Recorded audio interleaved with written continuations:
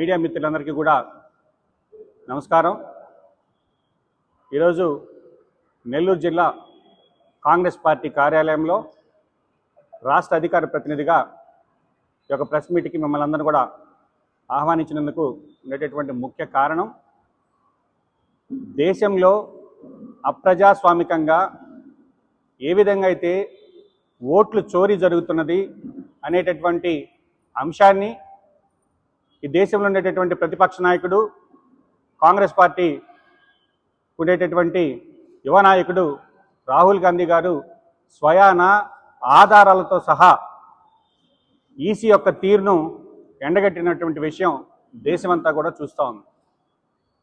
ఈరోజు ప్రజాస్వామ్యం అతిపెద్ద ప్రజాస్వామిక దేశం, ప్రపంచ దేశాలన్నీ భారతదేశంలో ఉండేటటువంటి ప్రజాస్వామ్యాన్ని చూసి గర్వపడేలా ఆనాడు మహానుభావుడు అంబేద్కర్ గారు అతిపెద్ద లిఖిత రాజ్యాంగాన్ని రాసి ఈ దేశం ఈ విధంగా నడవాలి, ఎలక్షన్ కమిషన్ లాంటి సంస్థలు స్వతంత్రంగా పనిచేయాలి, ఒక ఓటు ఒక వ్యక్తికి ఒక ఓటు అనేది ఉండాలి, ఆ యొక్క ఓటును కూడా ఫ్రీ అండ్ ఫెయిర్ అంటే వాళ్ళు నిర్భయంగా వాళ్ళు వచ్చి ఓటేసేటటువంటి వసతులు ఉండాలి అని రాజ్యాంగంలో ఆర్టికల్ 324 దగ్గర నుంచి దాదాపు 326 వరకు కూడా ఎలక్షన్ కమిషన్ సంబంధించుకునే నియమ నిబంధనలను రూపొందించి రాజ్యాంగంలో పొందుపరిచినటువంటి మహానుభావులు ఆ రోజు ఈ యొక్క దేశం యొక్క పటిష్టత, ఓటు ప్రజాస్వామ్యం 5 ఏళ్లకు ఒకసారి ప్రజలు ఓటు వేస్తేనే వాళ్ళ యొక్క పరిపాలన ఏ విధంగా ఉందో అది ఒక రెఫరెండంగా ఉంటుందనేటటువంటి ఉద్దేశంతో ఆ రోజు ఏర్పరిస్తే ఈరోజు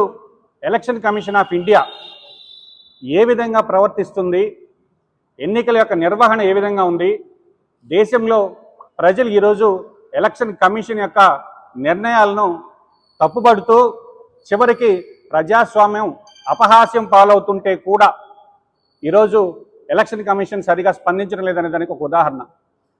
దేశ చరిత్రలో 300 మంది విపక్ష ఎంపీలు ప్రజాస్వామ్య పద్ధతిలో నడుచుకుంటూ వెళ్ళి ఒక ఎలక్షన్ కమిషన్కి ఒక రిప్రజెంటేషన్ ఇస్తామంటే ఎంపీలను అరెస్ట్ చేసినటువంటి దాఖలాలు బహుశా దేశ చరిత్రలో 300 మంది ఎంపీలను అరెస్ట్ చేసి నిర్బంధించినటువంటి పరిస్థితి ఈరోజు దేశంలో చూస్తున్నాం। కాబట్టి ఎలక్షన్ కమిషన్ ఆఫ్ ఇండియాను ఉద్దేశపూర్వకంగా నిర్వీర్యం చేసినటువంటి పార్టీ బీజేపీ పార్టీ। ఎందుకంటే 5 సభ్యులతో కూడినటువంటి రాజ్యాంగ ధర్మాసనం సుప్రీంకోర్టు తీర్పు చాలా స్పష్టంగా చెప్పింది, ఎలక్షన్ కమిషన్ నియమించేటప్పుడు, చీఫ్ ఎలక్షన్ కమిషన్ ఆఫ్ ఇండియాని నియమించేటప్పుడు ఖచ్చితంగా చీఫ్ జస్టిస్ ఆఫ్ ఇండియా ఒక సభ్యుడిగా, ప్రధానమంత్రి ఒక సభ్యులుగా, విపక్ష నాయకుడు ప్రతిపక్ష హోదా కలిగిన విపక్ష నాయకుడు ఒక సభ్యులుగా 3 మెన్ కమిటీగా ఉండాలని సుప్రీంకోర్టు జడ్జిమెంట్ ఇస్తే ఆ జడ్జిమెంట్ని కాస్త తొంగలో దొక్కి కొత్త చట్టం తీసుకొచ్చి అందులో ప్రధానమంత్రి ఉంటాడు, ప్రధానమంత్రి నామినేట్ చేసేటటువంటి సహచర కేబినెట్ మంత్రి ఉంటాడు, విపక్ష నాయకుడు ఉంటాడు అని ఒక చట్టం తీసుకొచ్చారు।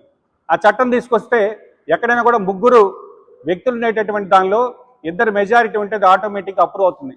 అంటే నరేంద్ర మోడీ గారి క్యాబినెట్లో ఉండేటటువంటి మంత్రులు సంతకం పెట్టించి పంపించినటువంటి లిస్టుని రాష్ట్రపతి ఆమోదించేటటువంటి పరిస్థితి। అంటే చీఫ్ ఎలక్షన్ కమిషన్ ఆఫ్ ఇండియాని నియమించే దానిలో కూడా బీజేపీ ఎంత పెద్ద తప్పిదానికి ఒడిగట్టింది। ఆ ఒడిగట్టిన దానివల్ల ఈరోజు ఎలక్షన్ కమిషన్ స్వతంత్రతను కోల్పోయి ఒక మహదేవపుర అసెంబ్లీ నియోజకవర్గం కర్ణాటకలో దాదాపు 1,00,000 ఓట్లు పైచీలకు దొంగ ఓట్లు నమోదయ్యాయి। దానికి సంబంధించినటువంటి పూర్తి వివరాలతో ఎవిడెన్సెస్తో ప్రెస్ మీట్ పెడితే state election commission Rahul Gandhi గారిని మీరు ప్రమాణ పత్రం ఇస్తారా, మీరు అఫిడవిట్ ఇస్తారా అంటే ఒక విపక్ష నాయకుడికి కనీసం ఒక స్టేట్ ఎలక్షన్ కమిషన్ ఇచ్చేటటువంటి మర్యాద ఏ విధంగా ఉందో, ఒక విపక్ష నాయకుడు ఒక అభ్యంతరాన్ని ప్రజల తరపున మాట్లాడినప్పుడు దాన్ని సుమోటగా స్వీకరించి దాని సమాధానం చెప్పాల్సినటువంటి పరిస్థితి పోయి ఈరోజు ఎదురు దాడికి తిరిగేటటువంటి పరిస్థితులు ఈరోజు దేశంలో చూస్తున్నాం। కాబట్టి బీజేపీ ఈరోజు ఏ విధంగా అధికారంలోకి వచ్చింది, ఓట్ల చోరీ ఏ విధంగా చేస్తుంది అనేటువంటి విషయం ఈరోజు దేశ ప్రజలందరికీ కూడా స్పష్టంగా అర్థమైంది। కాబట్టి ఈరోజు రాహుల్ గాంధీకి మద్దతుగా ప్రజాస్వామ్యవాదులందరూ కూడా ఆ రోజు మనం కష్టపడి తెచ్చుకున్నటువంటి స్వతంత్రం ఈరోజు రాజ్యాంగాన్ని మార్చేదానికోసం, ఎలక్షన్ కమిషన్ ఆఫ్ ఇండియాని మార్చేదానికోసం, వీటిలన్నిటి కోసం వీళ్ళు ఉపయోగిస్తున్నారు। కాబట్టి ఈరోజు దేశ ప్రజలందరూ కూడా రాహుల్ గాంధీకి మద్దతుగా, కాంగ్రెస్ పార్టీకి మద్దతుగా గళం విప్పేదానికి సిద్ధంగా ఉన్నారు కూడా। ఈరోజు నరేంద్ర మోడీకి రాహుల్ గాంధీని చూస్తేనే భయం వేసే స్థాయికి ఈరోజు రాహుల్ గాంధీ గారు ఎదిగారు. ఖచ్చితంగా రాబోయే రోజుల్లో, ఎందుకంటే ప్రజలు ఒకసారి 2 సార్లు మోసపోతారు తప్ప మోసం చేస్తున్నటువంటి విషయం బయటపడిన తర్వాత తగు జాగ్రత్తలు తీసుకుంటారు. రాబోయే రోజుల్లో కాంగ్రెస్ పార్టీ ప్రజల పక్షాన ఈ యొక్క ఎలక్షన్ కమిషన్ చేసేటటువంటి ఈ ప్రజాస్వామికంగా ఓట్లకు సంబంధించినటువంటిది ఈరోజు బీహార్కి సంబంధించి రాబోయే ఎలక్షన్స్ లో స్పెషల్ ఇన్వెస్టిగేషన్ డివిజన్ అని వేశారు. అక్కడ సుప్రీంకోర్టుకు వెళ్లారు. సుప్రీంకోర్టు కొన్ని మార్గదర్శకాలు ఇచ్చాయి. ఆ మార్గదర్శకాలను పాటించకుండా లక్షల మందిలో ఎవరైతే కాంగ్రెస్ పార్టీకి సానుకూలంగా ఉండేటటువంటి ఓట్లను తొలగిస్తున్నారు. కాబట్టి ఈ దేశంలో రాజ్యాంగం అనేది ఏ విధంగా అమలవుతుందో ఒకసారి దేశ ప్రజలందరూ, ప్రజాస్వామ్యులందరూ కూడా గమనించాల్సినటువంటి పరిస్థితి. ఈరోజు విచిత్రంగా ఆంధ్ర రాష్ట్రంలో వైఎస్ఆర్ కాంగ్రెస్ పార్టీ ఉంది. వైఎస్ఆర్ కాంగ్రెస్ పార్టీకి సంబంధించి ఇక్కడ దేశంలో ఒకటి వచ్చేసి ఎన్డీఏ కూటమి, రెండోది వచ్చేసి ఇండియా కూటమి. జగన్మోహన్ రెడ్డి గారు ఇండియా కూటమితో మద్దతుకున్నాడో తెలీదు, ఇటు ఎన్డీఏ కూటమితో మద్దతుకున్నాడో తెలీదు. ఇంత జరుగుతున్న దేశంలో అప్రజాస్వామికంగా ఓట్లకు సంబంధించి ఎలక్షన్ కమిషన్ ఇన్ని ఆధారాలతో రాహుల్ గాంధీ గారు మాట్లాడితే కనీసం జగన్మోహన్ రెడ్డి గారు నోరు తెరవలేని పరిస్థితి. ఒక ఓట్ ఫర్ డెమోక్రసీ అనేటటువంటి ఒక సంస్థ స్పష్టంగా election commission of India Delhi ముందు ఒక ప్రెస్ మీట్ పెట్టి ఆంధ్రప్రదేశ్లోనే కౌంటింగ్లో పోలేని ఓట్ల కన్నా కూడా 12.5% ఎక్కువ ఓట్లు పోలేయంటే కూడా దాని మీద కూడా మాట్లాడలేనటువంటి పరిస్థితిలో ఈరోజు రాష్ట్రంలో వైఎస్ఆర్ కాంగ్రెస్ పార్టీ ఉంది.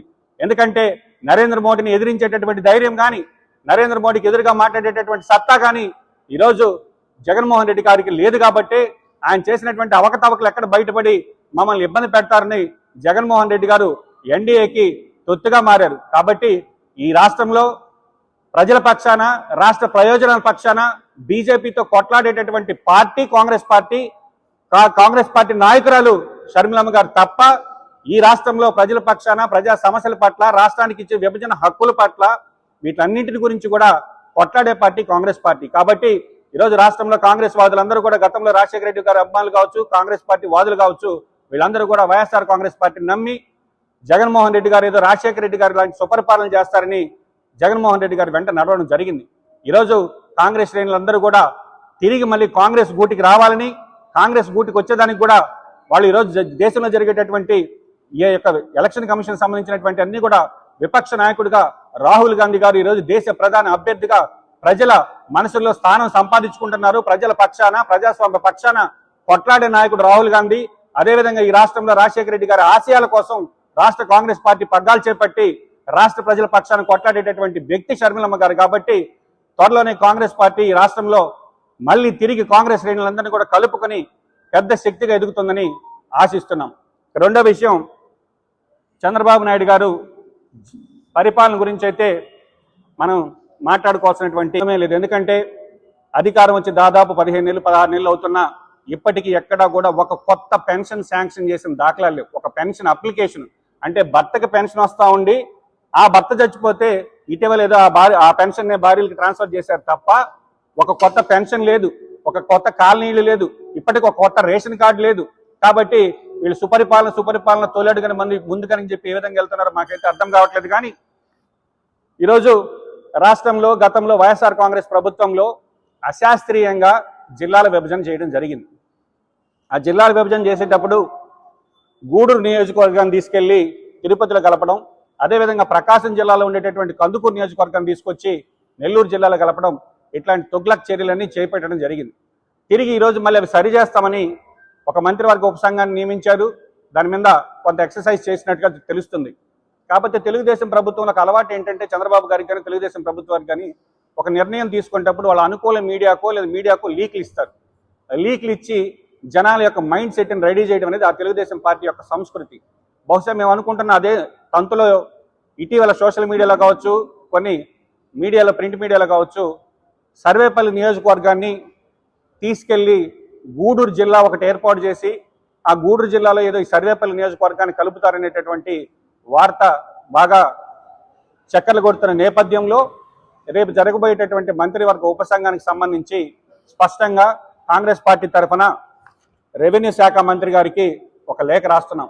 ఎందుకంటే గతంలో కూడా సర్వేపల్లి నియోజకవర్గం అనేది అటు తిరుపతి జిల్లాలో కలపాలని జగన్మోహన్ రెడ్డి గారు ప్రయత్నించినప్పుడు కూడా ప్రజా వ్యతిరేకత దృష్ట్యా ఆ నిర్ణయాన్ని వెనక్కి తీసుకోవడం జరిగింది. ఎందుకంటే కోస్తా ఆంధ్ర అనేది స్పెషల్గా కోస్టల్ బెల్ట్ అందరినీ కోస్తా ఆంధ్ర అంటారు. ఈరోజు రాయలసీమకు తీసుకెళ్లి గూడూరు నియోజకవర్గాన్ని అటాచ్ చేయడం జరిగింది. అంటే కోస్తాంధ్రాన్ని కాస్త రాయలసీమ జిల్లాలకు కూడా డిఫర్ చేయడం. అది పక్కన పెడితే ముఖ్యంగా సర్వేపల్లి నియోజకవర్గం అనేది నెల్లూరు జిల్లా కేంద్రానికి పూతవేటు దూరంలో ఉండేటటువంటి మండలాలు అయినటువంటి వెంకటాచలం కావచ్చు, టీపీ గూడూరు కావచ్చు, ముత్తుకూరు కావచ్చు, ఇవన్నీ కూడా గూడూరు జిల్లా చేస్తే జిల్లా కేంద్రంలోంచి దాటి ఇంకో జిల్లాకు వెళ్ళటం అనేది బహుశా అది ఎక్కడ ఉండదు. అటువంటి చర్యలు తీసుకునే పని అయితే కాంగ్రెస్ పార్టీ స్పష్టంగా ముందుగానే మేము ఒక లేఖ రాస్తున్నాం. సర్వేపల్లి నియోజకవర్గాన్ని నెల్లూరు జిల్లాలను కొనసాగించాలి. ఎందుకంటే విక్రమసింహపురి యూనివర్సిటీ కావచ్చు, కృష్ణాపట్నం పోర్టు కావచ్చు, ముత్తుకూరుకు సంబంధించినటువంటి పరిశ్రమలు కావచ్చు, ఇవన్నీ వెళ్ళిపోతే నెల్లూరు జిల్లా ఎట్లుంటుందంటే జగన్మోహన్ రెడ్డి గారు ఏదైతే రుషికొండ గుండు కొట్టాడో అట్ట నెల్లూరు గుండు సున్నాగా మారేటటువంటి ప్రమాదం ఉంది. కాబట్టి ఈరోజు స్పష్టంగా కాంగ్రెస్ పార్టీ తరఫున డిమాండ్ చేస్తున్నాం. ఈరోజు నెల్లూరు జిల్లా ప్రజాప్రతినిధులందరూ కూడా దీని మీద ప్రజలకు స్పష్టమైనటువంటి సమాధానం చెప్పాలి. ఎందుకంటే వార్తలు వచ్చిన నేపథ్యంలో ప్రజలు కొంత అభద్రతా భావంలో ఉన్నారు. కాబట్టి దాని మీద రేపు జరిగేటటువంటి మంత్రివర్గ ఉపసంఘం నియోజకవర్గ ఇన్ఛార్జ్ కోఆర్డినేటర్ గారు కూడా మార్నింగ్ వచ్చి మాట్లాడిన వెంటనే దానికి సంబంధించి నివేదిక సిద్ధం చేసి ఇవన్నీ కూడా సంబంధిత రెవెన్యూ శాఖ మంత్రి అనగాని సత్యప్రసాద్ గారికి పంపించడం జరుగుతుందని తెలియజేస్తున్నాం. కాబట్టి తిరిగి అందరూ కూడా ఏదైతే కాంగ్రెస్ పార్టీ మీద గతంలో విభజించిన పార్టీ కాంగ్రెస్ పార్టీ అని కోపంతో వెనక్కి వెళ్ళారో వాళ్ళందరూ కూడా తిరిగి కాంగ్రెస్ వాళ్ళు. ఎందుకంటే ఈ మాట చెప్తున్నామంటే కాంగ్రెస్ పార్టీ మద్రాసు నుంచి ఆంధ్ర రాష్ట్రం విడిపోయినప్పుడు తెలంగాణ ఆంధ్ర భాషా ప్రయుక్త రాష్ట్రాలు ఒకటిగా ఉండాలని కలిపిన పార్టీ కాంగ్రెస్ పార్టీ. ఆ రెండు రాష్ట్రాలు ఎన్నో వివాదాలు, జయాంధ్ర ఉద్యమం కావచ్చు, తెలంగాణ సాయుధ ఉద్యమం కావచ్చు, ఇట్లాంటివన్నిటిని కూడా అటువంటి నేపథ్యంలో ఎన్నో సంవత్సరాలు ఆంధ్ర తెలంగాణ కలిసి ఉండడానికి ప్రయత్నించినటువంటి పార్టీ కాంగ్రెస్ పార్టీ. రాజశేఖర రెడ్డి లాంటి మహా వ్యక్తి మరణించిన తర్వాత నాయకత్వ లోపం వలన తెలంగాణ ఉద్యమం ఉవ్వెత్తున నెగసిన నేపథ్యంలో విడదీయాల్సి వచ్చినప్పుడు కూడా ఈ రాష్ట్ర భవిష్యత్తుకు సంబంధించి ఏమేమి అవసరం అవుతాయో అవన్నీ కూడా విభజన బిల్లులో పొందుపరిచినటువంటి పార్టీ కాంగ్రెస్ పార్టీ. ఈరోజు బీజేపీ అధికారంలోకి వచ్చింది. ఒకసారి చంద్రబాబు గారు ముఖ్యమంత్రి అయ్యారు, 5 ఏళ్ళు జగన్మోహన్ రెడ్డి గారు ముఖ్యమంత్రి అయ్యారు. బీజేపీతో అంటకాగారు, కేంద్ర ప్రభుత్వంతో అంటకాగి కూడా ఈరోజు విభజన చట్టంలో మనకి ఆంధ్ర రాష్ట్ర హక్కుగా ఇచ్చినటువంటి పోలవరం ప్రాజెక్టు పూర్తి కాలేదు. ఇండస్ట్రియల్ కారిడార్స్ కానీ, కడప స్టీల్ ప్లాంట్ కానీ ఇట్లాంటివి ఏవి కూడా సాధించుకోలేక వీళ్ళందరూ కూడా విఫలమయ్యారు. కాబట్టి తిరిగి ఈ రాష్ట్రం మళ్ళీ బాగుపడాలన్నా, ప్రత్యేక హోదా వచ్చి మన యువతకు ఉద్యోగాలు రావాలన్నా అది ఒక కాంగ్రెస్ పార్టీతోనే సాధ్యం. రాబోయే రోజుల్లో రాహుల్ గాంధీ గారి నాయకత్వంలో కేంద్రంలో కాంగ్రెస్ పార్టీ, అదేవిధంగా ఈ రాష్ట్రం బాగుపడాలంటే తిరిగి అందరం కూడా కాంగ్రెస్ వైపు చేరి కాంగ్రెస్ మద్దతు ఇవ్వాలని, రాహుల్ గాంధీ గారిని ప్రధానమంత్రిగా చూడాలని ఆశిస్తూ సెలవు తీసుకుంటున్నాను. జై హింద్. దానికి ఎలక్షన్ కమిషన్కి సంబంధించినటువంటి ఎలక్టోరల్ రోల్స్ ఏవైతే ఉన్నాయో అవి డిజిటలైజ్ ఫార్మాట్లో రాజకీయ పార్టీలకు ఇవ్వాలనే ప్రతిపక్ష నేతగా రాహుల్ గాంధీ గారి డిమాండ్. సో ఈవీఎంఎల్ ట్యాంపరింగ్కి సంబంధించినంత వరకు దాని మీద మళ్ళీ కూడా చర్చిస్తామని చెప్పి రాహుల్ గాంధీ గారు స్పష్టంగా చెప్పారు. ఎందుకంటే అపోహలు అవాస్తవాలు కాకుండా విత్ ఎవిడెన్సెస్తో మాట్లాడాలి. ఎందుకంటే ఇది ప్రజాస్వామ్యంలో మనం ఏదో వేగ్గా ఒక మాట మాట్లాడేయడం కరెక్ట్ కాదనేది రాహుల్ గాంధీ గారు ఈవీఎం ట్యాంపరింగ్ జరిగిందనేటువంటి మాట ఎక్కడా మాట్లాడలేదు. ప్రస్తుతానికి సంబంధించి ఎలక్టోరల్ రోల్స్లో ఏవైతే ఉన్నాయో అభ్యంతరాలు అవన్నీ కూడా స్పష్టంగా ఇంత కేటగిరికల్గా రిపోర్ట్లు ఇస్తూ, అంటే డూప్లికేట్ ఓట్స్ ఎన్ని, డూప్లికేట్ ఓటర్స్ 11,965, ఫేక్ అడ్రస్ కలిగి ఉండేటివి 40,009, bulk voters in single address అంటే ఒకటే అడ్రస్లో బల్క్గా, అంటే ఒక ఇంట్లో సింగిల్ బెడ్రూమ్లో 80 ఓట్లు, అట్లా దాదాపు అవి 10,500, ఇన్వాలిడ్ ఫోటోస్ లేకుండా ఉండేటివి 4,132. ఫామ్ 6 అనేది జనరల్గా కొత్తగా ఓటర్ నమోదుకి వాడతాం, 18 నుంచి 20 సంవత్సరాల లోపు వాడేది. 70 సంవత్సరాల వాళ్ళు, 90 సంవత్సరాలు కూడా ఫామ్ 6ని వాడి కొన్ని వందల ఓట్లు, దాదాపుగా అవి ఒక 33,690 ఫామ్ 6 వాడి ఎలిజిబిలిటీ లేని వాళ్ళు, అంటే ఆల్రెడీ ఓటు ఉన్న వాళ్ళు మళ్ళీ ఫామ్ 6 పెట్టి ఇంకో నియోజకవర్గంలోనూ ఇంకొక బూత్లోనూ ఓటు నమోదు చేసుకున్న వాళ్ళు. అదే ఈ విధంగా ఇంత స్పష్టంగా ఒక ప్రతిపక్ష నేత రాహుల్ గాంధీ గారు ఎలక్షన్ కమిషన్ ఆఫ్ ఇండియాను ఉద్దేశించి ఇన్ని ఆధారాలతో మాట్లాడితే దానికి వాళ్ళు సమాధానం చెప్పాల్సింది పోయి మీరు ప్రమాణ పత్రం ఇస్తారా, ఏమి ఇస్తారు అనేటటువంటి అడిగేటటువంటి ప్రజాస్వామ్యంలో మనం ఉన్నామని ఒకసారి దేశ ప్రజలందరూ కూడా మళ్ళీ ఆలోచించాలని కోరుకుంటుంది కాంగ్రెస్ పార్టీ. నిలపడం జరుగుతుంది. ఇప్పటికే మా కొంతమంది కాంగ్రెస్ నాయకులు ఆల్రెడీ గడప గడపకి కాంగ్రెస్ అని, గర్గర్కి కాంగ్రెస్ అని మొదలుపెట్టారు, తిరుగుతున్నారు. ఖచ్చితంగా అన్ని డివిజన్లకు సంబంధించి ప్రస్తుతం ఉండే డివిజన్ అన్నిటి కూడా డివిజన్ అభ్యర్థులు ఫైనలైజ్ చేసి లిస్టు పంపించున్నాం. పీసీసీ అప్రూవల్ వచ్చిన వెంటనే ప్రకటిస్తాం. రాబోయే రోజులు ఈరోజు స్థానిక సంస్థలకు సంబంధించి కూడా పులివెందుల నియోజకవర్గంలో కూడా కాంగ్రెస్ పార్టీ ఈరోజు అక్కడ నామినేషన్ వేసి పోటీ చేస్తుంది. సిటీకి సంబంధించి కావచ్చు, రాబోయే స్థానిక సంస్థల్లో కూడా. ఇంకోటి కాంగ్రెస్ పార్టీ కూడా ఎలక్షన్ కమిషన్ ఆఫ్ ఇండియా స్పష్టంగా డిమాండ్ చేయబోతుంది. స్టేట్ ఎలక్షన్ కమిషన్ కూడా నామినేషన్ వేసేటటువంటి విధానాన్ని కూడా ఈరోజు చంద్రబాబు గారు వాట్సాప్లో నేను 380 సేవలు పంపిస్తున్నానని చెప్తున్నాడు. ఆ విధంగా మేమేం కోరుతున్నాం అంటే స్టేట్ ఎలక్షన్ కమిషన్ మీరు నామినేషన్ కూడా ఆన్లైన్లో వేసుకునేటటువంటి ఫైల్ చేసుకునేటటువంటి వెసులుబాటు కల్పించండి. ఆన్లైన్లో వెరిఫికేషన్ చేయండి. ఈరోజు ఆధార్కి వీటన్నిటికి కూడా ఓటీపీ సిస్టమ్ ఉంది. వెరిఫికేషన్ చేసిన తర్వాత మీరు నామినేషన్ అప్రూవల్ చేసే కానీ అభ్యర్థి బీఫామ్ సబ్మిషన్ కానీ అన్నీ కూడా ఆన్లైన్లో ఉంటేనే ప్రజాస్వామ్యాన్ని, ఎందుకంటే ఈరోజు బలం ఉన్నవాడిదే ప్రజాస్వామ్యం అనేటటువంటి నానుడికి ఈ ప్రాంతీయ పార్టీలు ఈ రాష్ట్రాన్ని ఆ స్థాయికి దిగజార్చాయి. ఈరోజు రాష్ట్రంలో చూస్తున్నాం, నిన్న కుప్పం నియోజకవర్గంలో కాంగ్రెస్ పార్టీ ఒక ఎంపీటీసీ అభ్యర్థి నామినేషన్ వేయడానికి వెళ్తే ఆ కార్ అంతా కూడా ధ్వంసం చేసిన పరిస్థితి. కాబట్టి ఈ రెండు ప్రాంతీయ పార్టీలు కూడా వాళ్ళ యొక్క వ్యక్తిగత ప్రయోజనాల కోసం, వాళ్ళ పార్టీ ప్రయోజనాల కోసం